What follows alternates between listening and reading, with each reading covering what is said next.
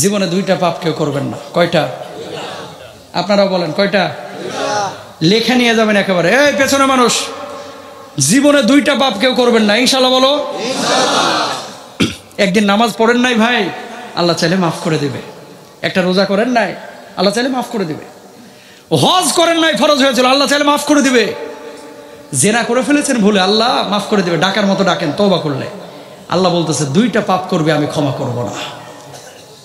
অথচ এই দুইটা পাপ এই জামানায় বেশি হচ্ছে। এক নাম্বার আল ইশরাকু বিল্লাহ, আল্লাহর সাথে কাউকে শরীক করা। আছে না নাই? কপালটা বানিয়েছেন কে? সিজদা দিব কাকে? তো মাজারে গিয়া সিজদা দেয় এরকম আল্লাহর বলি যশোরে এক দুইজন আছে না নাই?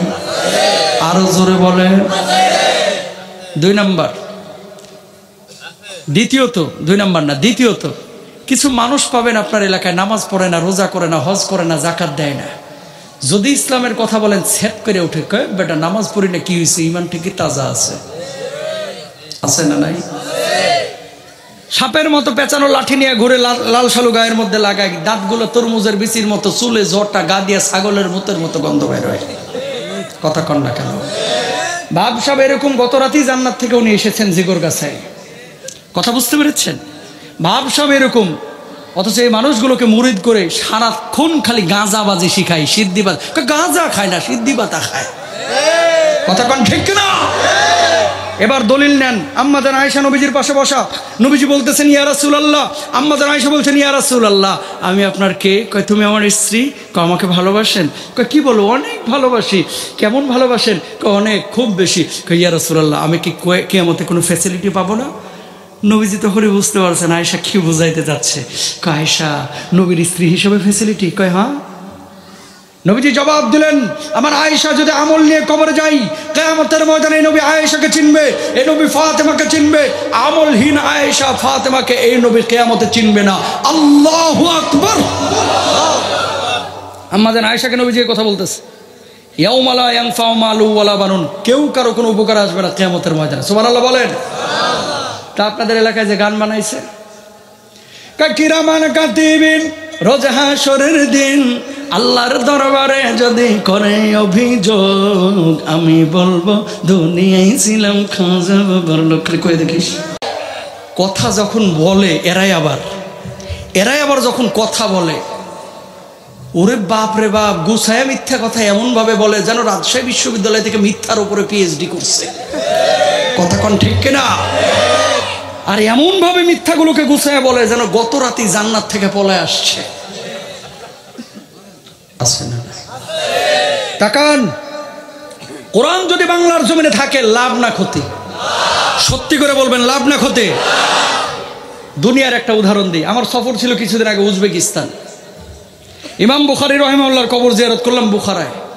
সামারকান্দে এসেছি, জোহরের নামাজের আজান দিল। সামারকান্দ কিন্তু একটা প্রসিদ্ধ শহর। জোহরের নামাজে মসজিদে ঢুকছি, ঢোকার পরে দেখলাম সমস্ত মুসল্লিরা পেছনে মোবাইল ফোন, মানি ব্যাগ রেখে সামনে নামাজ আদায় করতেছে, মানি ব্যাগ পর্যন্ত। আমি মনে করছি যে মোবাইলের চার্জ মাছ শেষ নাকি, সব মানুষের মোবাইল পেছনে, মানি ব্যাগ পেছনে, সামনে নামাজ আদায় করে। কারণটা কি? পরে বুঝলাম নামাজে খুশু নষ্ট হবে, এই জন্য মোবাইল, মানি ব্যাগ, জুতার ওখানে রেখে সবাই সামনে নামাজ আদায় করতেছে। চিন্তা করলাম আল্লাহ বাঁচাইছে, মসজিদটা ঢাকার গুলিস্তানের কোনো মসজিদ না। কথা কর না কেন? ওই আরটিভিতে লাইভ করি না রোববার, একদিন আমি ফতোয়া দিয়ে হেলাইছি লাইভের মধ্যে যে দামি জুতা নিয়ে মসজিদে যায় না, নামাজ হবে না। তো একজন শ্রোতা বলতেছে এই মাসালা আবার কই পাইলেন?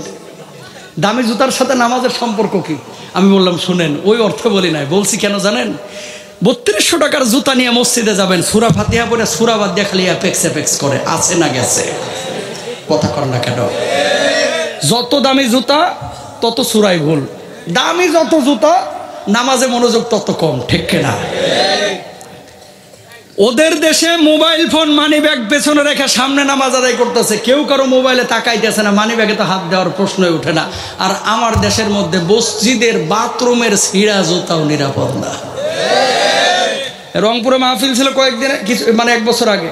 এক মাহফিলে যাওয়ার পথে মসজিদের বাথরুমে ঢুকছি, ঢোকার পরে দেখলাম বদনার গলা ভাঙা বদনার গলায় শিকল পেঁচা রাখছে, মানে ওই ভাঙা বদনাও নিরাপদ না। কথা কর না কেন? ও মুসলমান, ওদের দেশের মধ্যে মানিব্যাগ মোবাইল নিরাপদ, আর আমার দেশের মসজিদের জুতা নিরাপদ না, রাষ্ট্রীয় কোষাগার নিরাপদ না, জনগণের সম্পদ নিরাপদ না। 150 টাকা চুরি করার কারণে আম গাছের সাথে বান্ধে পিটায়, 1,500 কোটি টাকা চুরি করে কানাডার বেগমপাড়ায় বাড়ি করে, এরে আবার সারসার করে। কথা বলেন ঠিক কিনা? এই চুরি বন্ধ করতে হলে কোরআনের আইনের বিকল্প। এবার নবীজি কি বলছেন খেয়াল করেন। আমার নবী বলছেন, ইউসবিহু রাজুলু মুমিনা ওয়া ইউমসি কাফিরা। কিয়ামতের আগে মসজিদগুলোতে মুসল্লি বাড়বে, সকালবেলায় মানুষ থাকবে মুমিন, সন্ধ্যাবেলায় হয়ে যাবে কাফের। সন্ধ্যাবেলায় থাকবে মুমিন, সকালবেলায় হয়ে যাবে কাফের। সকালবেলায় থাকবে মুমিন, সন্ধ্যাবেলায় হয়ে যাবে কাফের। আফাতুমিনুনা বিবাদিল কিতাবি ওয়া তাকফুরুনা বিবাদ। বলুন আল্লাহু আকবার। অধিকাংশ মুসলমান এই জামানায় ভালো ভালো জিনিসগুলো, যে আয়াতগুলো পছন্দ হয় আয়াতগুলো মানে, আর যেগুলো পছন্দ হয় না সেগুলো মানে না। প্রমাণ নেন এবার প্রিয় ভাইরা আমার। নামাজ পড়া ফরজ, রোজা করা ফরজ, হজ করা ফরজ, যাকাত দেওয়া ফরজ, কোরআনের মধ্যে আছে। ওই কোরআনে আমার আল্লাহ রাব্বুল আলামিন আল্লাহর আইন বাস্তবায়নের কথা বলেছে, ওই কোরআনে সুদ না খাওয়ার কথা বলেছে, ওই কোরআনে ঘুষ না খাওয়ার কথা বলেছে, ওই কোরআনে বান্দার হক নষ্ট না করার কথা বলেছে, ওই কোরআনুল কারীমের মধ্যে স্ত্রীর সঙ্গে ভালো আচরণের কথা বলেছে। হাজার হাজার মানুষ, 4-5টা মানুষ বিধান মানে, অধিকাংশ মানুষ কোরআনুল কারীমের সব বিধানগুলো মানে না। ঠিক কিনা? বাপ ছিল মুসলমান, দাদা ছিল মুসলমান, এর জন্য অটো মুসলমান হয়ে গেছে, ইমানের কদর করতে পারি না। নবীজির কাছে অনেক সময় কাফেররা এসে বসে থাকতো। আল্লাহ নবীর একজন সাহাবী আব্দুল্লাহ জুলবাজাদাইন ইমান আনেন নাই, কিন্তু নবীজির সামনে বসে থাকে। সাহাবীরা বলতেছে না, ও আব্দুল্লাহ ইমান আনো না, কিন্তু নবীজি সাল্লাল্লাহু আলাইহি ওয়াসাল্লামের সামনে কেন বসে থাকো? ওনার সামনে বসলেই কলিজাটা শীতল হয়ে যায়, ভাল লাগে, এই জন্য বসে থাকি। কয়েকদিন পরে আল্লাহ নবীকে বললেন, গো নবীজি, এতদিন আমি মূর্তি পূজা করেছি, আমার বাপ দাদার ধর্ম পালন করেছি, আজকে আমি ইমান আনবো, আপনি কালেমা পড়ায় দেন। যুবক সাহাবীকে আল্লাহ নবী কালেমা পড়ায় দিলেন, আশহাদু আল্লা ইলাহা ইল্লাল্লাহু ওয়া আশহাদু আন্না মুহাম্মাদান আবদুহু ওয়া রাসূলুহু। বলুন আল্লাহু আকবার। ইমান আনার পরে সাহাবী গেলেন চাচার কাছে, যেই চাচার কাছে লালিত পালিত হয়েছে, বড় হয়েছে। এই চাচাকে বললেন, চাচা আল্লাহর নবীর প্রতি ইমান এনেছে, আল্লাহর প্রতি ইমান এনেছে, আপনার প্রতি আর ইমান আনতে পারবো না, মূর্তি পূজা আমি করতে পারবো না, বাপ দাদার ধর্ম আর পালন করতে পারবো না। সঙ্গে সঙ্গে শীতের মাঝরাতে চাচা একেবারে ক্ষিপ্ত হয়ে গেলেন, ও আব্দুল্লাহ ইমান এনেছিস মুহাম্মদ সাল্লাল্লাহু আলাইহি ওয়াসাল্লামের উপরে, বাপ দাদার ধর্ম ছাড়ে এত বড় সাহস? এই মুহূর্তে আমার বাড়ি ছাড়বে, সম্পদ ছাড়বে, খামারের রোডগুলো ছাড়বে, অথবা ইমান ছাড়বে, সিদ্ধান্ত ধরে নিতে হবে। আব্দুল্লাহ জবাব দিলেন, চাচা বুঝে শুনে ইমান এনেছি, আল্লাহর প্রতি ইমান এনেছি, বুঝে শুনে ইমান এনেছি, কলিজার মধ্যে ইমানকে জায়গা দিয়েছি, বাড়ি ছাড়তে রাজি আছি, সম্পদ ছাড়তে রাজি আছি, খামারের রোডগুলো ছাড় পর্যন্ত ছাড়তে রাজি আছি, আল্লাহর কসম করে বলে কলিজার মধ্যে যে ইমানকে জায়গা দিয়েছি, এই ইমান আমি ছাড়তে রাজি নয়। বলুন আল্লাহু আকবার। চাচা বললেন, তাহলে এই মুহূর্তে বের হয়ে যা। যেই মুহূর্তে তিনি বের হয়ে যাচ্ছেন, এটা লাগবে না, যেই মুহূর্তে তিনি বের হয়ে যাচ্ছেন, এবার চাচা বললেন, আব্দুল্লাহ কই বের হয়ে যাচ্ছিস? কার কোনোদিন আসবো না, একবারে চলে গেলাম। কই পরনের জামা কাপড় যেটা আছে এটাও খুলে দিয়ে যাবে, অথবা ইমানটা ছাড়বে। কয় চাচা আল্লাহর দোহাই লাগে, শীতের এই রাত্রে আপনি আমার জামা কাপড়টা খুলে নেবেন না? বিন্দু মাত্র মায়া তার কলিজার মধ্যে জন্মাইলো না। কয় না না না, এই জামা কাপড়টাও তো আমি কিনে দিয়েছি, হয় জামা কাপড় ছাড়বে অথবা ইমান ছাড়বে। সঙ্গে সঙ্গে ওই আব্দুল্লাহ জুলবাজাদাইন জামা কাপড়টা খুলে পর্যন্ত উলঙ্গ হয়ে গেলেন। বলুন আল্লাহু আকবার। দেখেন উলঙ্গ হয়ে গেলেন, ওই উলঙ্গ শরীর নিয়ে মায়ের কাছে গেলেন। যাওয়ার পরে বুড়ি মাকে বললেন, মা ইমান আনার কারণে আমার চাচা আমার কি অবস্থা করেছে দেখো মা। ও মা, আমার চাচা আমার বাড়ি কেড়ে নিয়েছে, সম্পদ কেড়ে নিয়েছে, খামারের নোটগুলো কেড়ে নিয়েছে, এমনকি পরনের জামা কাপড়টা কেড়ে নিয়েছে। তোমার কাছে কি এক টুকরা চাদর হবে নাকি, যে চাদরটা দিয়ে আমি আমার লজ্জা স্থানটা ডাকবো? থত্তর থত্তর করে শীতের রাত্রে কাঁপাকাঁপি করতেছেন আব্দুল্লাহ। মা এক টুকরা চাদর দিলেন, ওই চাদর দিয়ে লজ্জা স্থানটা কোনো মতো ঢেকে আল্লাহর নবীর সাল্লাল্লাহু আলাইহি ওয়াসাল্লামের বাড়ির দিকে দিলেন দৌড়। আল্লাহর নবী তখন তাহাজ্জুদের নামাজের জন্য জাগ্রত হয়েছে। নবীজি সালাম ফেরানোর পরে দেখতে পেলেন একজন যুবক আল্লাহর নবীর বাড়ির সামনে দাঁড়ায় থরথর করে কাঁপতেছে। নবীজি চেহারা দেখে রাতের অন্ধকারে চিনতে পারেন নাই। আল্লাহর নবী বললেন, যুবক কি নাম, কি নাম, কেন এখানে এইভাবে দাঁড়িয়ে আছো? যুবক জবাব দিল, ওগো নবীজি, ঈমান আনার কারণে আমার চাচা আমার কি অবস্থা করেছে। আল্লাহর নবী বললেন, তোমার পরিচয় কি? কয় গতদিন যে ঈমান এনেছিলাম আপনার উপরে। ওগো নবীজি, আমার চাচা আমাকে ঈমান আনার কারণে বাড়ি থেকে বের করে দিয়েছে, সম্পদগুলো কেড়ে নিয়েছে, আমার পরনের জামা কাপড়টা পর্যন্ত কেড়ে নিয়েছে। ওগো নবীজি, দুনিয়ার সব কিছু ছেড়েছি, আল্লাহর কসম কলিজার ঈমানটা আমি ছাড়ি নাই। বলুন আল্লাহু আকবার। নবীজির চোখে পানি।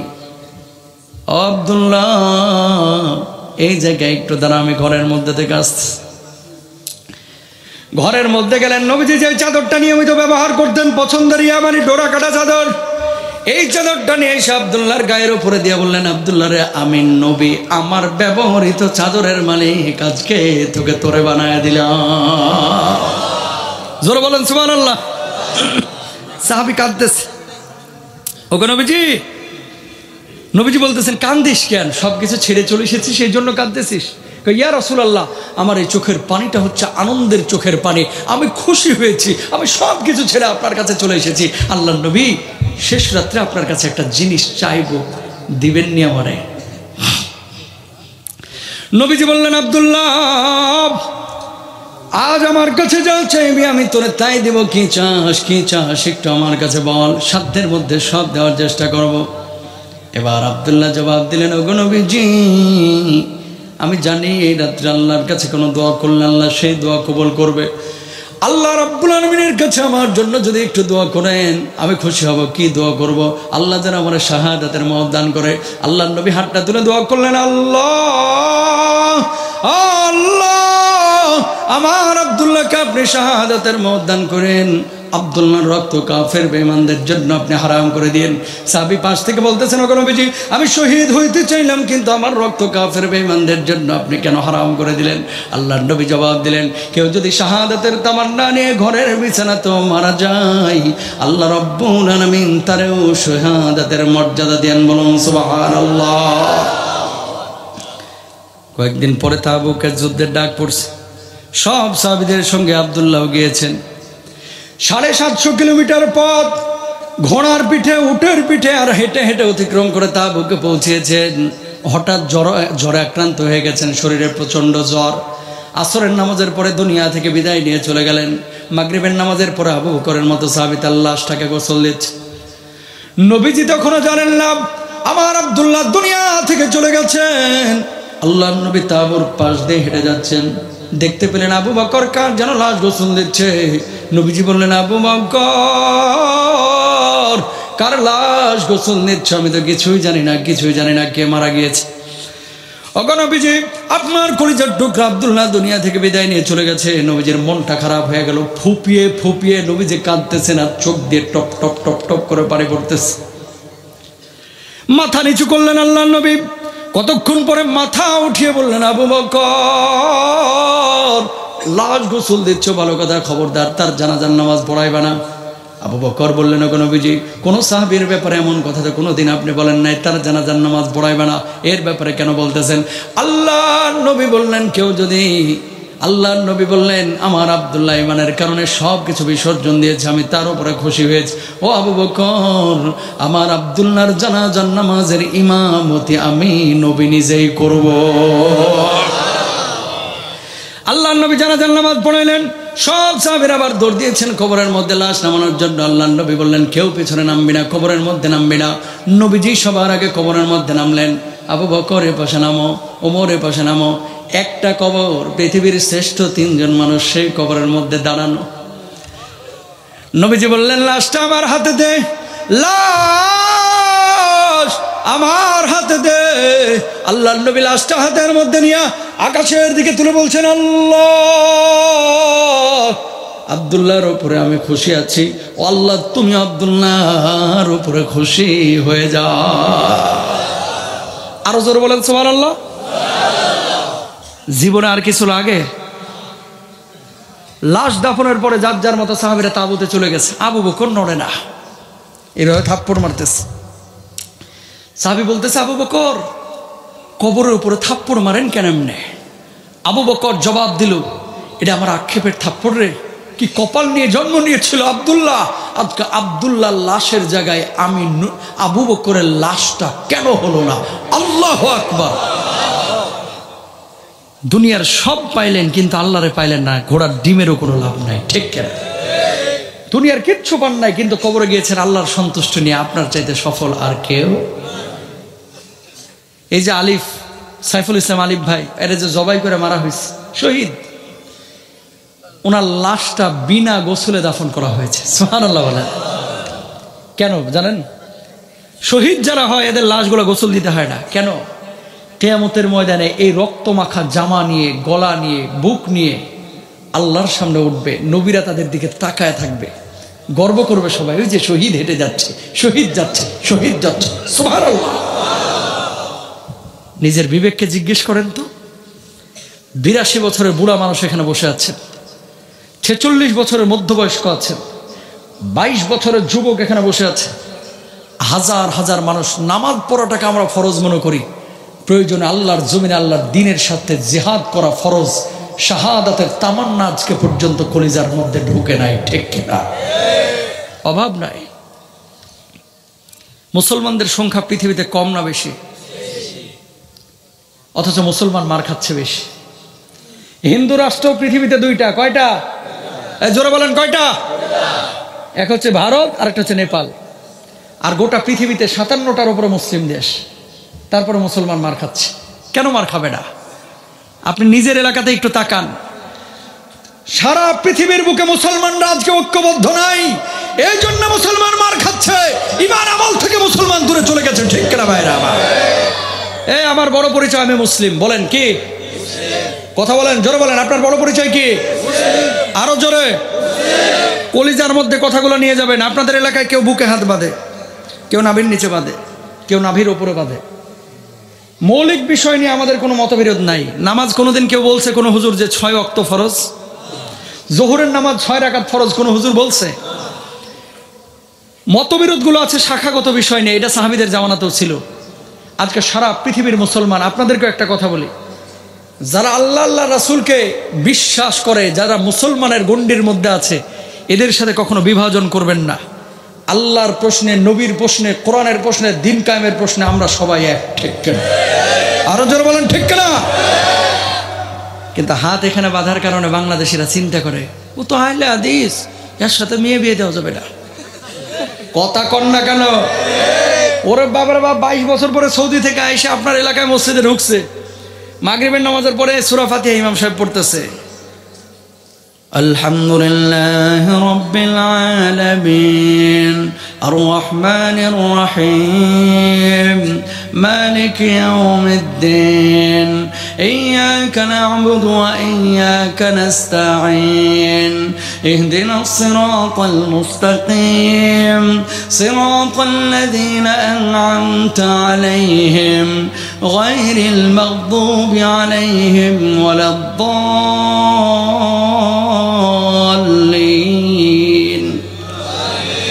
আমিন। জোরে বলেন। এখানে বললেন কোনো সমস্যা নাই। সূরা ফাতিহার পরে আপনার মসজিদে কেউ যদি পিছন থেকে বলে আমিন, কিছু লোক নামাজের পরে তাকায়, কোন হালারে? কথা কন না কেন? কে জোরে বললে সমস্যাটা কোথায়? আমি আসতে বলি, কথা বুঝছেন? আমি কি বলি? আমি হানাফি মাযহাব ফলো করি, আপনারাও ম্যাক্সিমাম হানাফি মাযহাব ফলো করেন, কথা বলেন না কেন? কিন্তু হাদিসের মধ্যে জোরে বলাটাও আছে, তো ও বললে সমস্যাটা কোথায়? কিন্তু বাংলাদেশের মানুষ, তাল গাছটা আমার, কথা কর না, মানে আমি যেটা করি এটাই ঠিক। 15 বছর আপা এত জ্বালাইলো, তারপরেও কিছু আওয়ামী লীগের লোকজন ভালে, আপারে ছাড়া সুখ নাই, কথা কর না কেন? কানে বুবা মানে বয়রা, কানে শুনে না আর কি, বিবেক নাই, আকল নাই। কিছু লোক আছে এরকম, দলকানা দলান্ধ হওয়া যাবে না, আল্লাহ আল্লাহ রাসূলের পক্ষে থাকা লাগবে, ঠিক কিনা? কাপা আপনি নরম হইলে তো আমরা নরম হয়ে যাই, আছে না? কিয়ামতের আগে নবীজি কি বলছে খেয়াল করেন, পাবেন আপনার এলাকার কথা বলতেছি না, অন্য এলাকার। কি? ওয়া উকরিমার রাজুলু মাখাফাতা শাররিহি। কষ্ট হচ্ছে না তো আপনাদের? নবীজি বলছেন কিয়ামতের আগে এমন কিছু লিডার বাইর হবে যে লিডারদেরকে মানুষ সম্মান করবে ভয় পাইয়া, ভালোবাসে না। বুঝে নাই মনে হয় কথা, বুঝাই দিই। লিডারকে যখন সামনে দেখে, আসসালামু আলাইকুম স্যার, ভালো আছেন স্যার? স্যার আসতে কোনো কষ্ট হয়নি তো স্যার? স্যার শরীরটা সুন্দর তো আপনার? স্যার বউ বাচ্চা ভালো আছে তো? স্যার ছোট বাবুটা কেমন আছে? ওরে ভাই 7 মিনিটে 58 বার স্যার আর আপা কয়, কথা কল্লা কেন? স্যার যেমনি সামনে থেকে সরে যায় লিডার, অমনি যে বলে খাটাসটা মরে না কা, কথা বলেন ঠিক না? সামনে আসলে স্যার স্যার আর পেছনে গেলে মৃত্যু কামনা। এরা আসল লিডার না, এরা আল্লাহর আদালতে ধরা খাবে, ঠিক কিনা? আসল লিডার কারা? যাদের জন্য মানুষের অন্তর কাঁদে। মাইন্ড করেন না, আমি একটা কথা প্রায় মাহফিলে বছর বলতেছি, কারণ সমস্যার কারণে। কি? আজকে যদি দাজ্জাল আসতো, দাজ্জাল, ম্যাক্সিমাম মানুষ এদেশে 90% মানুষ ঈমান হারা হইতো। বলবেন হুজুর কেমনে? প্রমাণ নেন, প্রমাণ নেন। জানে লিডার চুরি করে, নিজের লিডার চাল চোর, ডাইল চোর, টিন চোর, ভোটে দাঁড়াইছে, জানে যে লোকটা চাঁদাবাজ, 2টা সিঙ্গারা 200 টাকা আর 1 ঢোক কোক, এই কোকের লাগা এসা থাকেন এই জোহর থেকে আসর পর্যন্ত আমার নেতার চরিত্র ফুলের মতো পবিত্র। ওরে বাপরে বাপ, বলতে বলতে গলা বসায় ফেলায়, কথা বলেন ঠিক না? তুমি যদি ভাই 2টা সিঙ্গারা আর 1 ঢোক কোকের লোভের কারণে, 200 টাকার কারণে আরেকজন মিথ্যুককে তুমি সাপোর্ট করো, জানতে হবে দাজ্জাল আসলে সর্বপ্রথম তুমিও দাজ্জালকে প্রভুই মানবা। কারণ দাজ্জাল এইভাবে ডান হাত দেখাবে, দেখ কি সুন্দর জান্নাত রে, আইবি আমার কাছে, আমারে খালি প্রভু মানবে আর ফরফরা জান্নাতে চলে যাবি বেনাপোল বর্ডার দিয়ে ভারতে। ভাবসাব এরকম যে খালি আমার মান, যে তুমি আমাদের প্রভু। অমনি বলতেছে যেই মানবে আরে জান্নাতে যাবে, আসলে ওটা জাহান্নাম। তাকান, সুখে থাকলে ভূতে কিলায়। 400 বছর ক্ষমতায় ছিল নমরুদ, একটা বারের জন্য নিজের খোদা দাবি করে নাই। 400 বছর পরে আশপাশের কিছু লোক এসে বলে, বাবা বাবা, ও বাবা আপনি আমাদের খোদা। একদিকে বাবা আর একদিকে খোদা। বলতেছে কেমনে খোদা? 400 বছর আপনি খাওয়াচ্ছেন, পড়াচ্ছেন, আমাদেরকে বাঁচিয়ে রেখেছেন, তো আপনি আমাদের খোদা? তাহলে ভালোই বলছোস, ঠিকই আছে, আজকে থেকে আমি তোদের খোদা। জি বাবা আপনি আমাদের খোদা। সব মানুষ খোদা মেনে নিল। কয়শো বছর পর? ঘুমায়েন না, জোর বলেন কয়শো? নমরুদ প্রথম 400 বছরে একটা বারের জন্য নিজের খোদা দাবি করে নাই। 400 বছর পরে শয়তানে লাড়া শুরু করলো। প্রথম 5 বছর ভালোই ছিল, 10 বছরের বেলায় আরেকটু লাড়লো আপার পাশে আশপাশের লোকগুলা। 15 বছরের সময় আরেকটু লাড়া দিছে, আপা আপনি ছাড়া কিছু নাই, আপনিই থাকেন 41 পর্যন্ত। কথা বলেন না কেন? নমরুদকে লাড়া শুরু করলো যে 400 বছর ক্ষমতায় ছিলেন, আপনি আবার অন্যজনকে খোদা টোদা মানার সুযোগ দিয়েন না তো। সবাই খোদা মানলো, একজন মানে না। বাংলার জমিনে কিছু লোক আছে ফাঁসির কাজটা গিয়েছে, জালেমের সাথে আপোষ করে নাই, ঠিক কিনা? পুলিশ বাহিনীর লোক এসে ফেরা নমরুদের বলতেছে, তার মানে এলাকার পুলিশ কয়, বাবা সবাই তো খোদা মানলো, একজন তো মানে না। কয় এর নাম কি রে? কয় নাম ইব্রাহিম। কয় ধরে লয়, নিয়ে আসা হলো পরের দিন। কিরে তুই নাকি আমার খোদা মানিস না? ইব্রাহিম নবী জবাব দিলেন, ইদ ক্বাল ইব্রাহিম রাব্বিয়াল্লাযী ইউহয়ী ওয়া ইউমীত।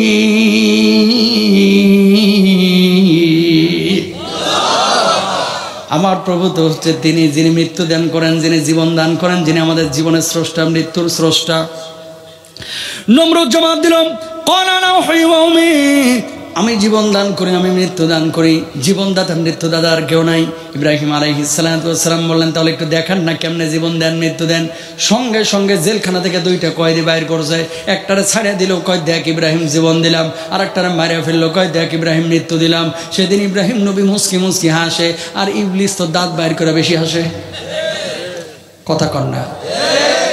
জেলখানা থেকে 2 জন বাইর করে আমি জীবন দিলাম, আমি মৃত্যু দিলাম, এটা বলে জীবন দেওয়া। পৃথিবীর বুকে এর চাইতে সেরা জোকস আর কোনো কিছুই নাই, ঠিক কিনা?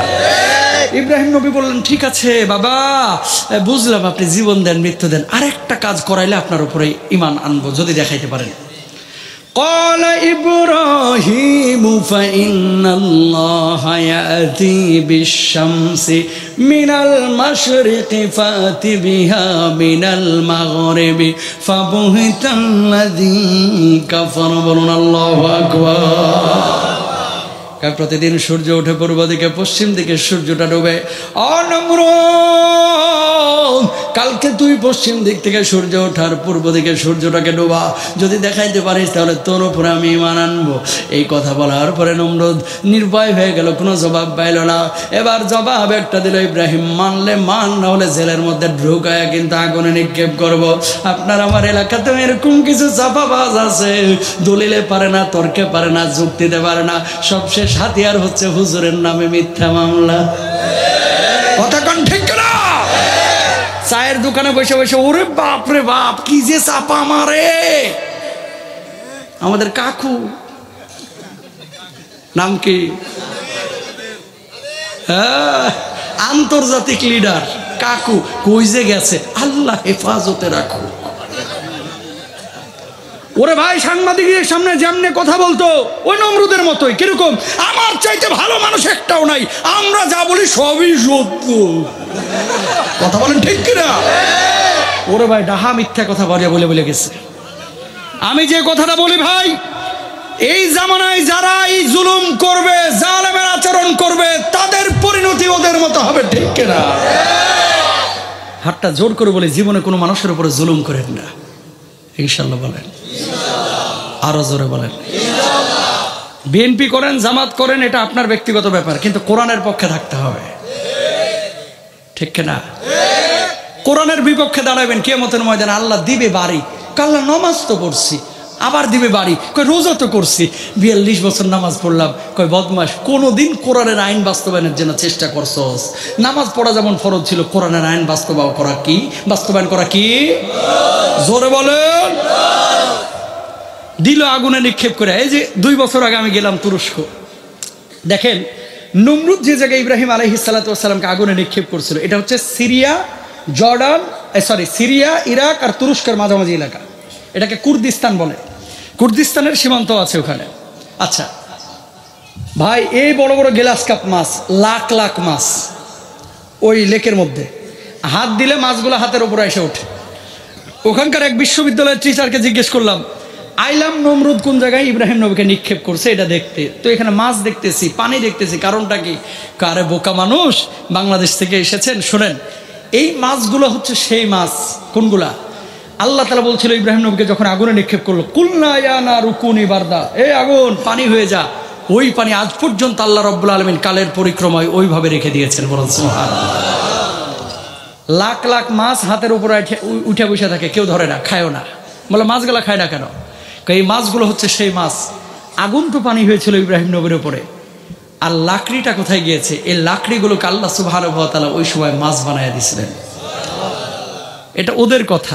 ইতিহাসের কথা সত্য মিথ্যা আল্লাহ ভালো জানে তবে একটা মাছেও ধরেও না ছুঁয়েও না জালেমদের পরিণতি কেমন হয় এরা ইতিহাসের আস্থা করে নিপতিত হয় আবু জাহেলের বাড়ি ঘর আজকে মক্কার মানুষ বরকতের জন্য ওখানে আগে আসে কথা কর না কেন বরকতের জন্য ওখানে হাগুমুতু করে আসে আর আবু বকরের বাড়ি আমার নবীর বাড়িটা লাইব্রেরি হিসাবে জান্নাতি বাগান হিসাবে আল্লাহ তাআলা পৃথিবীতে রেখে দিয়েছে ঠিক কিনা যে জায়গায় জুলুম আছে ওই জায়গায় লাঞ্ছনা আছে অপদস্থতা আছে ঠিক কিনা আর যে জায়গায় ঈমান আছে সেই জায়গায় শান্তি আছে না নাই আরো জোরে আল্লাহর জান আর মাল সাহাবীদের মতো আমরা দিব তো ইনশাআল্লাহ জীবনে 2টা পাপ কেউ করবেন না কয়টা আপনারাও বলেন কয়টা লেখা নিয়ে যাবেন একেবারে এই পেছনে মানুষ জীবনে 2টা পাপ কেউ করবেন না ইনশাআল্লাহ বলো ইনশাআল্লাহ একদিন নামাজ পড়েন নাই ভাই আল্লাহ চাইলে মাফ করে দিবে একটা রোজা করেন নাই আল্লাহ চাইলে মাফ করে দিবে হজ করেন নাই ফরজ হয়েছিল আল্লাহ চাইলে মাফ করে দিবে জেনা করে ফেলেছেন ভুলে আল্লাহ মাফ করে দিবে ডাকার মতো ডাকেন তওবা করলে আল্লাহ বলতেছে 2টা পাপ করবে আমি ক্ষমা করব না অথচ এই 2টা পাপ এই জামানায় বেশি হচ্ছে 1 নাম্বার আল ইশরাকু বিল্লাহ আল্লাহর সাথে কাউকে শরীক করা আছে না নাই কপালটা বানিয়েছেন কে সিজদা দিব কাকে তো মাজারে গিয়া সিজদা দেয়, এরকম আল্লাহর বলি যশোরে এক দুইজন আছে না নাই? আরো জোরে বলেন। 2 নাম্বার, দ্বিতীয়ত কিছু মানুষ পাবেন আপনার এলাকায় নামাজ পড়ে না, রোজা করে না, হজ করে না, জাকাত দেয় না। যদি ইসলামের কথা বলেন ছেদ করে উঠে কয় বেটা নামাজ পড়ি না, কি হয়েছে? ইমান ঠিকই তাজা আছে, আছে না নাই? সাপের মতো পেঁচানো লাঠি নিয়ে ঘুরে, লাল শালু গায়ের মধ্যে লাগায়, দাঁতগুলো তরমুজের বিচির মতো, চুলে জ্বরটা গা দিয়ে ছাগলের মুতের মতো গন্ধ বের হয়। কথা কন না কেন? বাপ সাহেব এরকম গত রাতেই জান্নাত থেকে উনি এসেছেন জিগর গাছায়। কথা বুঝতে পেরেছেন? বাপ সাহেব এরকম, অথচ এই মানুষগুলোকে মুরিদ করে সারাক্ষণ খালি গাঁজাবাজি শিখায়, সিদ্ধিবাদ। গাঁজা খায় না, সিদ্ধিবাতা খায়। কথা কন ঠিক না? এবার দলিল নেন। আম্মাজান আয়েশা নবীজির পাশে বসা, নবীজি বলতেছেন ইয়া রাসূলুল্লাহ। আম্মাজান আয়েশা বলছেন ইয়া রাসূলুল্লাহ, আমি আপনার কে? কয় তুমি আমার স্ত্রী। কয় আমাকে ভালোবাসেন? কয় কি বলো? অনেক ভালোবাসি। কেমন ভালোবাসেন? কয় অনেক, খুব বেশি। কয় ইয়া রাসূলুল্লাহ, আমি কি কিয়ামতে কোনো ফ্যাসিলিটি পাবো না? নবীজি তখনই বুঝতে পারছেন আয়েশা কি বুঝাইতে যাচ্ছে। কয় আয়েশা নবীর স্ত্রী হিসেবে ফ্যাসিলিটি? কয় হ্যাঁ। নবীজি জবাব দিলেন, আমার আয়েশা যদি আমল নিয়ে কবরে যাই, কিয়ামতের ময়দানে এই নবী আয়েশাকে চিনবে, এই নবী ফাতেমাকে চিনবে। আমলহীন আয়েশা ফাতেমাকে এই নবী কিয়ামতে চিনবে না। আল্লাহু আকবার। আম্মাজান আয়েশাকে নবীজি কথা বলতেছে, ইয়াউমা লা ইয়ানফাউ মালু ওয়ালা বানুন, কেউ কারো কোনো উপকার আসবে না কিয়ামতের ময়দানে। সুবহানাল্লাহ বলেন। তা আপনাদের এলাকায় যে গান বানাইছে, কিরামান কাতিবিন, রোজ হাশরের দিন আল্লাহর দরবারে যদি করে অভিযোগ, আমি বলবো দুনিয়ায় ছিলাম খাজা বাবার লোক। কই দেখিস কোন খাজা বাবা, কোন পীর বাবা, পীর সাহেবের কাছে যাবেন কোরআন হাদিস শেখার জন্য, খালি হুঁকুরা করার জন্য না। আর এমন কোন মাজার খানকায় যাওয়া যাবে না যেখানে গেলে ঈমান নষ্ট হয়, ঠিক না? এদেশের মানুষের ধর্মীয় আবেগ বেশি, ধর্মীয় জ্ঞান কম, এই জন্য লালনের মাজারে গিয়ে অনেকে জান্নাত খুঁজে। কথা কন। একজন দুইজন না ভাই, কোরআনে বর্ণিত আছে 25 জন নবী, 18 জন নবীর কবর আল্লাহ তাআলা আমার জিয়ারত করাইছে। আলহামদুলিল্লাহ বলেন। হুজুর কেমনে গেলেন এতগুলো দেশ? স্বপ্ন যোগে না, সরাসরি গিয়েছি। কেমনে গিয়েছি? রমজানে আপনারা একটা প্রোগ্রাম দেখেন টেলিভিশনে, ইফতার আগে কাফেলা, নবী রাসূলদের বিভিন্ন এলাকা আমিয়া সাদিকা জারিবে ঘোরায় ঘুরে দেখায়। এই প্রোগ্রামটা করতে গিয়ে 18 জন নবীর কবর জিয়ারত করলাম। একজন নবীর কবরেও জিয়ারত দেখলাম না শিরকি আচরণ। বাংলাদেশে হাজার হাজার মাজার আছে, যেই মাজারগুলোতে সারাক্ষণ গাঁজাবাজি চলে, গাঁজাবাজি, ঠিক না? নূহ নবীর নাম শুনেছেন? লেবাননে ওনার কবরটা জিয়ারত করলাম, পাহাড়ের উপরে উঠেছে, 72 হাত লম্বা কবর। কত লম্বা ছিলেন, সুবহানাল্লাহ বলেন না? কবরের উপরে লেখা ইদা সাআলতা ফাসআলিল্লাহ ওয়া ইদা ইসতাআনতা ফাসতাঈন বিল্লাহ, যখন তোমার কোনো সাহায্যের প্রয়োজন হবে সরাসরি চাইবা কার কাছে? আইয়ুব নবীর কবর, সালেহ নবীর কবর, হারুন নবীর কবর, প্রত্যেকের কবরে এই লেখাটা লেখা। যে তাহলে নবীর কবরের এত দাম, তারপরে ওখানে কোনো কিছু চাওয়া যাবে না, চাইতে হবে আল্লাহর কাছে। আর কবরে যাবেন জিয়ারতের লেগে। ওলিয়া উলিয়ার কবর বাংলাদেশে যতগুলো আছে জিয়ারতের জন্য যাওয়া যাবে, চাওয়ার জন্য না, চাওয়ার জন্য না। চাওয়ার জন্য হচ্ছে মসজিদ আর জায়নামাজ আল্লাহর কাছে, ঠিক কিনা? বুঝেন কিন্তু কথাগুলা। আর যদি মনে হয় যে না পীর সাহেব তো আমার অনেক কিছু দিতে পারে, আপনি ঈমান নাই, আপনি কাফের হয়ে গেছেন, ঠিক কিনা? হুজুররা দোয়া করতে পারে, হুজুররা কোনো মনের বাসনা পূরণ করার জন্য ঠিকাদারি নেয় নাই, হুজুররা দোয়া করতে পারে, দোয়া। মজার বিষয় দেখেন, আইয়ুব নবীকে যে জায়গায় নিক্ষেপ করা হয়েছে, মানে যেখানে কবর, এর সামনে একটা কূপ আছে, এখনো পানি বাইর হয়। আমি ওই কূপটা দেখার পরে খালি আফসোস করলাম, আল্লাহ বাঁচাইছে যে এই কূপটা বাংলাদেশে আল্লাহ দেয় নাই, বুঝে নাই, নতুন। এই কূপ যদি বাংলাদেশে থাকতো কি হইতো জানেন? যার অধীনে থাকতো ওই ছোট ছোট হোমিওর বোতল কিনে নিয়ে তো, কাছের বোতল, পানিগুলো ভরতো, আর একটা হ্যান্ডি মাইক নিয়ে বসে যাইতো বাঁশঝাড়ের নিচে ওই কূপের পাশে। স্বামী স্ত্রীর অমিল, আপনি কি অবাধ্যকে বাধ্য করতে চান? মনের মানুষকে কাছে টানতে পারছেন না? আপনি কি বিদেশ যেতে আগ্রহী? আপনার স্বামীকে কি আপনি বসে আনতে চান? ছেলে মেয়েকে জিপি5 পাওয়াইতে চান? আমেরিকার ভিসা পাচ্ছেন না? আর দেরি নয়, চলে আসুন গুরু বাবার কাছে। এক ফাইল মাত্র 600 টাকা, সব মুশকিল আসান হয়ে যাবে। টাটকা বাটপার ভণ্ড একটা আছে না নয়? গুলিস্তান নামার পরে রাষ্ট্রপতির বাড়ির সামনে দেখবা কিছু জ্যোতিষী বাবা, টিয়া বাবা বসে থাকে। দাঁতগুলো তরমুজের বিচির মতো সারাক্ষণ বিড়ি খায়, আর আপনারা হাতটা দেখে বলে আগামী 2 মাসে তো বড় বড় 2টা ফাড়া আছে তোমার। তো 2 মাসে 2টা বিপদ কার না আসে? আপনি বলতেছেন ওরে বাবারে বাবা, এটা কি যেন তেন বাবা? ভাব সব এরকম অনেক কিছু বাবা জানে। ও ভাই, ন্যূনতম কমন সেন্স থাকা উচিত। ও যদি এত মানুষের ভাগ্য পরিবর্তন করতে পারে, তুই গুলিস্তানে বসে ভিক্ষা করিস কে? তুই যা গণভবনে ঢুক। কথা কন ঠিক না? এই ধরনের কোন শিরকি আচরণ করা যাবে যাবে? নবীজি বলেছেন 4 কাজ যারা করবে তারা বিনা হিসেবে আল্লাহর জান্নাতে যাবে। সুবহানাল্লাহ। আর বেশি সময় নেব না, 5-10 মিনিট। 1 নাম্বার, লা ইয়াস্তারকুনা। দাগ কেটে যারা চিকিৎসা না নেবে, এটা বুঝাইতে হবে না, আলো বুঝবেন না, উঠবেন না কেউ, কিন্তু সর্বোচ্চ 10 মিনিট, 1 মিনিটও বেশি নিব না। নবীজি বলতেছেন দাগ কেটে যারা চিকিৎসা না নেবে, এই যে পইলটা জ্বালাইতেন না আগে কেরোসিনের বাতি যে ছিল, হাত পা শামুকে কাইটে টেটে গেলে পইলটা ওই গরম করে ওই কাটা জায়গায় ঠাইসা ধরলে আরাম আরাম লাগতো। আরবে নবীজির সময় হাত পা কাইটে গেলে লোহা ঠাইসা ধরতো, ওখানে স্থায়ী দাগ পড়ে যাইতো। আল্লাহর নবী বলছে ঈমান আনার পরে যারা এই চিকিৎসা না নেবে আল্লাহর জান্নাতে বিনা হিসেবে যাবে। 2 নাম্বার, ওয়ালা ইয়াতাতায়্যারুনা। অবৈধ ঝাড়ফুঁক যারা না করবে। কিছু লোক আছে পানি পড়ার জন্য হুজুরের কাছে যায়, হুজুর সূরা ফাতিহা পড়ে ফু দিছে, জায়েজ। আর কিছু লোক আছে কবিরাজ আছে, সূরা ফাতিহাও পারে না, নামাজও পড়ে না, রোজাও করে না, ডিগ্রি প্রাপ্ত খাগড়াছড়ি থেকে জ্যোতিষী অমুক বৈদ্য, যাওয়ার পরে মনে করেন তাবিজ কবুজ নিয়ে এসেছেন, জায়েজ নাই। এই সমস্ত কাজ যারা না করবে আল্লাহর জান্নাতে তারা বিনা হিসাবে যাবে। সুবহানাল্লাহ। 3 নাম্বার, অশুভ লক্ষণ যারা বিশ্বাস না করবে। এটা একটু বোঝাইতে হবে। আমাদের দেশে কিছু মানুষ আছে দেখবেন, কয় সোমবারে ঝাড়ের বাঁশ কাটতে নাই, রাতের বেলায় ভাঙ্গা আয়নায় মুখ দেখতে নাই, রাত্রিবেলায় নখ কাটতে নাই, দোকানপাট খোলার পরে প্রথমে বাকিতে জিনিস দিতে নাই, বাড়ি থেকে বের হচ্ছেন বিড়াল দৌড় মারছে, কয় আজকে বাইর হয়ে না, বিড়াল দৌড় মারছে, কপালে খারাপই আছে। পরীক্ষার দিন সকালবেলায় ডিম দিতে চায় না, খাওয়াইতে চায় না ছেলেকে, ডিম খাইস না আন্ডা পাইবি, আছে না নাই? এই সমস্ত কুসংস্কার বিশ্বাস করা যাবে। বাড়িতে কাউয়া ডাকতেছে, কাদের কাকা ডাকতেছে না মিয়া? কাক কাক। বাড়িতে কি ডাকতেছে? জোরে বলেন কি? কাক ডাকতেছে। কই কি বিপদ যেন আজকে বাড়িতে আসবে। আর কুকিল ডাকতেছে, কই বাড়িতে মেহমান আসবে। বিশ্বাস করা যাবে। 4 নাম্বার, ওয়া আলা রাব্বিহিম ইয়াতাওয়াক্কালুন।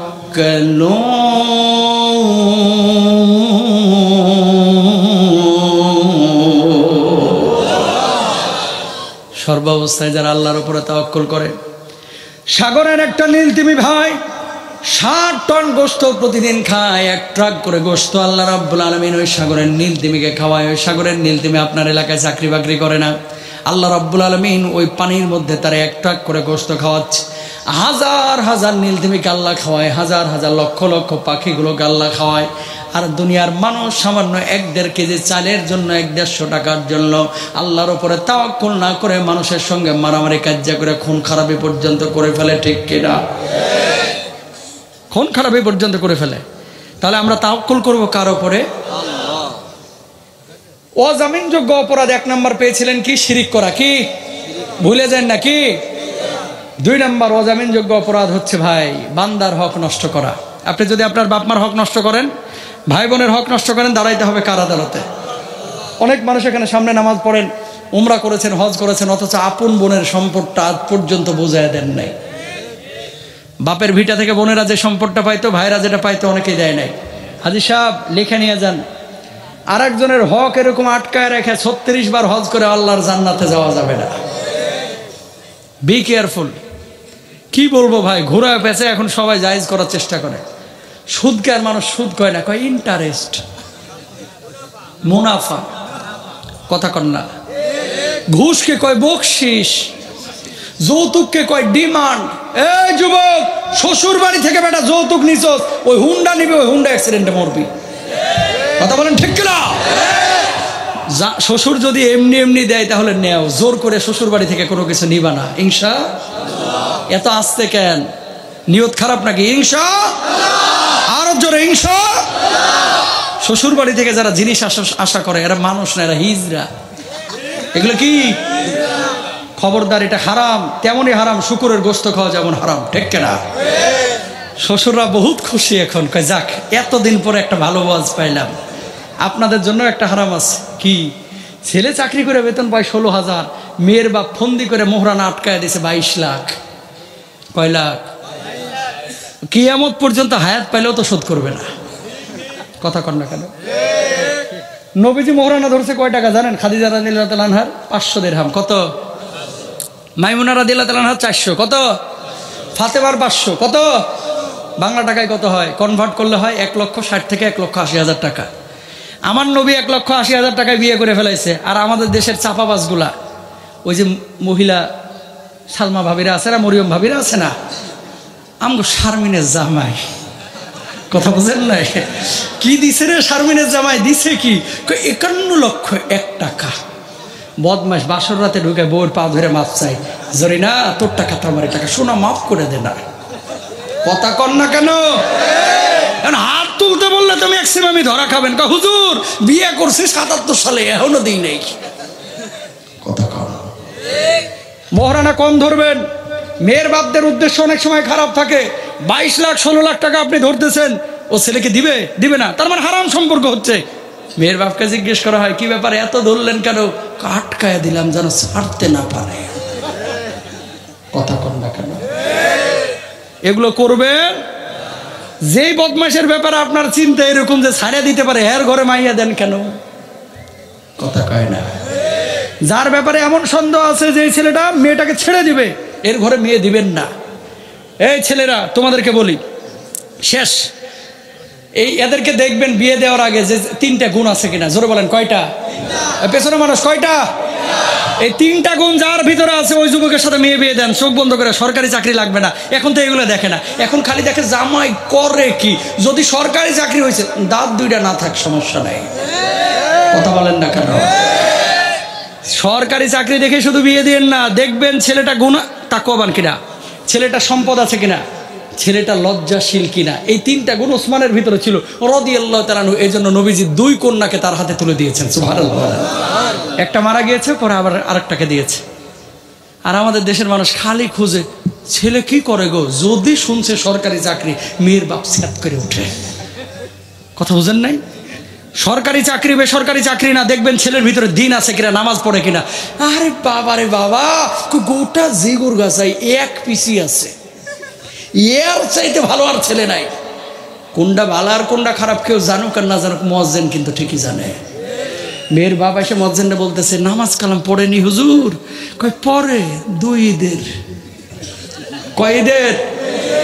2 ঈদের নামাজ পড়ে যে ও জীবনও সৎ হইতে পারে না, ঠিক কিনা? তো ছেলে বিয়ে মেয়ে বিয়ে দিবেন দিনদার দেখে, হোক সে ব্রয়লার মুরগির ব্যবসা করুক, রিক্সা চালাক, ভ্যান চালাক, দিনদার আছে শান্তি আছে। দিন নাই, ও জাতিসংঘের মহাসচিব হলেও শান্তি নেই, ঠিক কিনা? বাস শেষ। মেয়েদের 4টা জিনিস দেখো ছেলেরা। 1 নাম্বার, তোরা তো খালি চেহারা দেখি পাগল হয়ে যাও। দোস্ত জিগোর কাছে এইরকম সুন্দরী মেয়ে নাই, কি ভারত থেকে আইছে কিনা? আরে বাবার ইন্ডিয়ান নায়িকা গো মতো বিয়ে করো, আর আমগো পিছনে এসে খালি পানি পড়া পানির বোতল নিয়ে ঘুরে।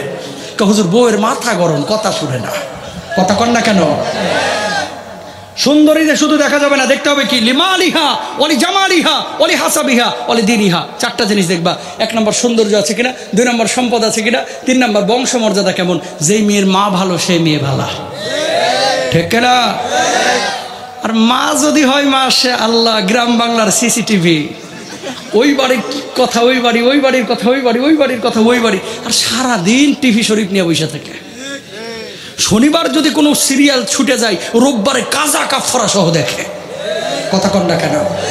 আর যেদিন টিভি দেখতে পারে না, মোবাইল চালাইতে পারে না, জামাইরে যেন চিপসের মতো চিবে খায় দেয়। এরম বউ আছে না নাই?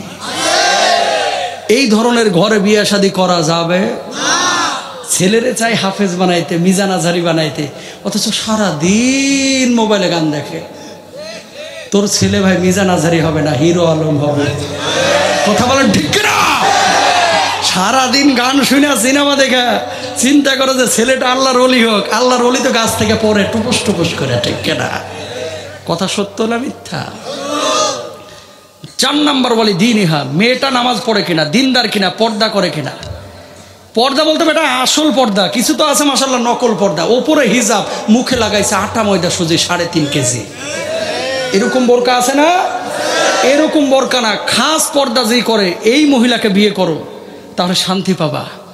বিয়ের পরে কখনো বউয়ের ছবি ফেসবুকে দিবা না, ইনশাল্লাহ। মুরব্বীদেরকে বলতেছি না, যুবকদেরকে ইনশাল্লাহ বলো, আরো জোরে বলো। কিছু চামার আছে, আমি এগুলো চামারই বলি, বিয়ে একটা করার পরে প্রতিদিন 5 ওয়াক্তে 22 খান করে বউয়ের ছবি দেয় ফেসবুকে, এইভাবে খালি মুখ চুপ ব্যাকা করে, বাবার বাবার বউয়ের একাই আছে আর আমগো বউটাও নাই, আমরা সব নিয়েছি আফ্রিকার জঙ্গল থেকে। কথা কর না খেলা। জীবনে বিয়ে করার পরে বউয়ের ছবি নিয়ে ফেসবুকে এরকম টানাটানি করবেন না। আপনি ছবি দিচ্ছেন, ওইদিকে জামাল ছবি দেখে কই কারে কামাইল্লা তো একটা জোস জিনিস পাইছে রে দোস্ত। কথা কর।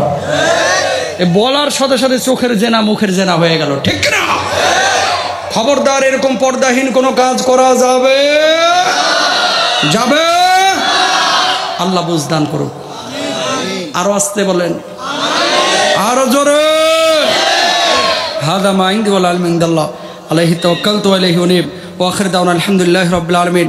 আসসালামু আলাইকুম ওয়া রাহমাতুল্লাহি ওয়া বারাকাতুহু। দুরূদ শরীফ পড়ি। আল্লাহুম্মা সাল্লি আলা মুহাম্মাদ, আল্লাহুম্মা বারিক, আল্লাহুম্মা আমিন। ربنا ظلمنا أنفسنا وإن لم تغفر لنا وترحمنا لنكونن من الخاسرين। رب العالمين আল্লাহ মধ্য রজনী পর্যন্ত কোরআন থেকে কথা হলো, সুন্নাহ থেকে কথা হলো। আল্লাহ যা কিছু শুনলাম আপনি আমাদের প্রত্যেককে বুঝে বুঝে আমল করার তৌফিক দান করেন। আল্লাহ যারা হাত তুলেছে, অনেকের জনম দুঃখিনী মানায়, অনেকের বাবা অন্ধকার কবরে চলে গেছে, জানি না বাপ মা কবরে কি অবস্থায় আছে। আল্লাহ আপনি আমাদের বাপ মার কবর আযাব গজবগুলো মাফ করে কবরগুলোকে জান্নাতের বাগান বানায়া দিন। রব্বুল আলামিন আমরা যারা হাত তুলেছি মা বোন, আমাদের আত্মীয় স্বজন, অত্র মহল্লার বাইরে অনেকে গোরস্থানে শাহিদ আছে, সবাইকে আপনি মাফ করে দিন। আল্লাহ এই মাহফিলের প্যান্ডেলের পাশে অনেকে মাইয়াতান শাহিদ আছে, আল্লাহ সবার কবরগুলোকে আপনি জান্নাতের বাগান বানায় দিন। রব্বুল আলামিন আজকের মাহফিলটি যারা আয়োজন করেছে, আল্লাহ মাহফিলে দান করেছে, মাদ্রাসায় কেউ জমি দিয়েছে, কেউ 5,000, 10,000, 20,000, 1,000, 2,000, 100, 200, 500। আল্লাহ জমিদাতা অনেক আছে এখানে। রব্বুল আলামিন যেভাবে দান করেছে এই দানগুলোকে আপনি কবুল আর মঞ্জুর করে নেন। কিয়ামতের ময়দানে এই দানগুলোর উসিলায় মানুষগুলোকে আপনি জান্নাতের ফয়সালা করে দিন। রব্বুল আলামিন অনেকে বাবার জন্য দান করেছেন, মায়ের জন্য দান করেছেন, আত্মীয় স্বজন স্বামী স্ত্রীর জন্য দান করেছেন। যে মাকসাদ নিয়ে দান করেছেন তাদের মাকসাদগুলোকে আল্লাহ কবুল আর মঞ্জুর করে নেন। রব্বুল আলামিন আজকের মাহফিলটি যারা বসলো, আসলো, শুনলো, আল্লাহ প্রত্যেককে আপনি মাহফিলের প্যান্ডেল থেকে নিষ্পাপ করে বাড়িতে পৌঁছায় দেন। আল্লাহ মহিলা প্যান্ডেলে আমার মা বোনেরা হাত তুলেছে, মা বোনদেরকে সাইয়্যিদুনা খাদিজাতুল কুবরা রাদিয়াল্লাহু তাআলা আনহার মতো কবুল আর মঞ্জুর করে নেন। রব্বুল আলামিন অনেক যুবকরা আজকে আমাদের সঙ্গে হাত তুলেছে, যুবকদেরকে আপনি সাইয়্যিদ আবু বকর রাদিয়াল্লাহু তাআলা আনহুর মতো কবুল আর মঞ্জুর করে নেন। রব্বুল আলামিন আমরা যারা হাত তুলেছি, ও মাবুদ আমাদের মধ্যে অনেকে অসুস্থ, সবাইকে আপনি পূর্ণ শিফা দেন। যারা ঋণগ্রস্ত ঋণ পরিশোধের তৌফিক দান করেন। অভাব অনটনে যারা আছেন তাদের অভাব অনটনগুলোকে আপনি দূরীভূত করে দেন। রব্বুল আলামিন আমাদের মধ্যে যারা পেরেশানিতে আছে সকল পেরেশানি থেকে আল্লাহ আপনি আমাদেরকে হেফাজত করেন। আল্লাহ এই দেশটাকে নিয়ে যারা ষড়যন্ত্র করছে আল্লাহ তাদেরকে আপনি হেদায়েত দান করেন। নসিবে হেদায়েত না থাকলে আল্লাহ আপনি তাদেরকে ধ্বংস করে দেন। রব্বুল আলামিন ফিলিস্তিনি মুসলমানদের জানমালের হেফাজত করেন আল্লাহ। ইসরায়েলি হাইওয়ানগুলোকে একটা একটা করে আল্লাহ আপনি ধ্বংস করে দেন আল্লাহ। অত্র মহল্লার এই মাদ্রাসা আল্লাহ বাইতুল কোরআন নুরানিয়া রহমানিয়া কওমি মাদ্রাসা, এই মাদ্রাসাটাকে আপনি সারা পৃথিবীর বুকে সেরা দ্বীনি মারকাজ মাদ্রাসা হিসেবে কবুল আর মঞ্জুর করে নেন। আল্লাহ মাদ্রাসার আসাতিজা ইকরাম, উলামা ইকরাম, আল্লাহ ছাত্র তুলাবা সবাইকে আপনি কবুল আর মঞ্জুর করে নেন আল্লাহ। আল্লাহ এই মাহফিলটাকে আপনি মকবুল মাহফিল হিসেবে কবুল করে নেন আল্লাহ। আল্লাহ অত্র মহল্লার মসজিদটাকে আপনি কবুল আর মঞ্জুর করে নেন। মসজিদের সাথে যারা খাদেম হিসেবে জড়িত সবাইকে কবুল করে নেন আল্লাহ। 5 ওয়াক্ত নামাজ আমাদের সবাইকে জামাতের সহিত আদায় করার তৌফিক দান করেন আল্লাহ। আমার মা বোনদেরকে পর্দার সহিত চলার তৌফিক দান করেন। যাদের সন্তান সন্ততি আছে নেককার মুত্তাকি পরেজগার বানায় দেন। বাপ মা যাদের জীবিত বাপ মার খেদমত করার তৌফিক দান করেন আল্লাহ আপনি আমাদের সন্তান সন্ততিদেরকে কবুল আল মঞ্জুর করে নিন আল্লাহ। আল্লাহ আপনি আমাদের প্রত্যেকের দিনের অতন্ত্র প্রহরী মুখলেস সৈনিক হিসেবে কবুল আল মঞ্জুর করে নেন। রব্বিরহামহুমা কামা রব্বায়ানি সগীরা। সুবহান রাব্বিকা রাব্বিল ইজ্জাতি আম্মা ইয়াসিফুন ওয়া সালামুন আলাল মুরসালিন walhamdulillahi rabbil alamin। আসসালামু আলাইকুম।